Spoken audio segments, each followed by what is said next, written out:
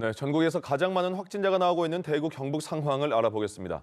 자, 대구 지역 확진자 수 이틀 연속 300명대를 유지하고 있는데 기대와는 다르게 눈에 띄는 감소세는 아직까지는 나타나지 않고 있습니다. 자, 대구시청에 나가 있는 취재기자 연결합니다. 이상현 기자.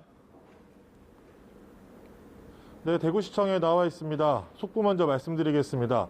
전체 100가구 규모의 대구 한마음 아파트에서 코로나19 확진자가 발생하면서 처음으로 아파트 전체에 코호트 격리가 시행됐다는 내용인데요. 이와 관련해서 추가적으로 들어오는 소식이 있으면 계속해서 전해드리도록 하겠습니다. 어제 0시 기준 대구와 경북 지역의 누적 확진자 수는 5,678명입니다. 지역별로는 대구가 4,694명, 경북 984명입니다. 대구는 신천지 신도들의 확진 비율이 압도적입니다. 어제 0시 기준 대구 지역 전체 확진자 가운데 신천지 신도는 3,600여 명으로 77%를 차지하고 있습니다. 현재도 신천지 신도 중 무증상자의 확진 비율은 25%에 달합니다. 이처럼 대구 지역은 확산의 시발점이 된 신천지 관리가 무엇보다 중요한데 방역 대책에 비협조적인 것으로 나타났습니다. 어제 권영진 대구시장이 신천지를 향해 엄중 경고하는 입장문을 발표하기도 했는데요. 신천지 환자 가운데 1인 1실 등을 요구하며 경증 환자나 무증상 환자를 치료하기 위한 시설인 생활치료센터 입소를 거부하고 있다고 설명했습니다. 또 의도적으로 진단검사를 거부하는 사례도 잇따르고 있는 것으로 전해졌습니다. 현재 대구 지역에서 자가격리 중인 확진자 2,200여 명 가운데 1,700여 명이 신천지 신도인 것으로 조사됐습니다. 네, 대구 소식 잘 들었습니다. 또 경상북도 상황은 어떻습니까?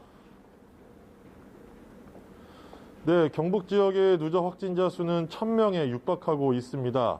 특히 이 지역의 확진자들은 요양원이나 생활복지시설에서 속출하고 있는 것으로 전해지고 있는데요. 집단 감염이 현실화되면서 지역사회의 긴장감이 고조되고 있습니다. 지난 4일 첫 확진자가 나온 경북 봉화군의 푸른 요양원은 사흘 동안 모두 51명이 감염됐습니다. 확진자가 급격히 늘면서 제2의 대남병원이 되는 게 아니냐는 우려의 목소리도 나오고 있는데요.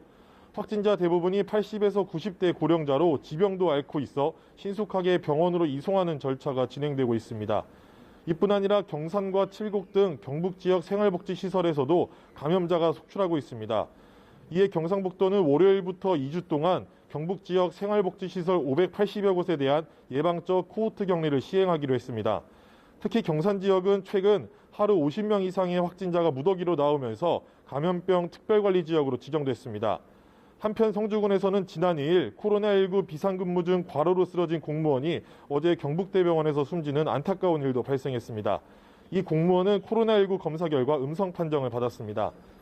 정부는 대구 신천지 교인들이 마지막 집회를 가졌던 지난달 16일부터 이들의 검사 결과가 다 반영될 이번 주말 환자 증가세를 눈여겨보고 있습니다.